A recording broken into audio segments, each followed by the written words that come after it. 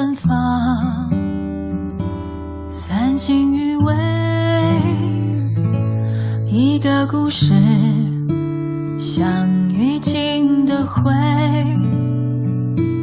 一个人在背对着破碎，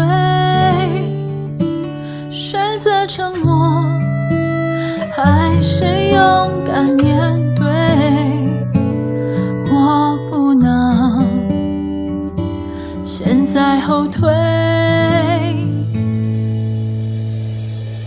那些阴暗中的眼泪，痛苦以后剩下颓废，我在天黑后安静地体会，这个世界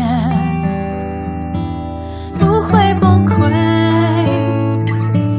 那些倔强中的花蕊，会在清晨留下露水，那是风暴后绽放的蔷薇，盛开以后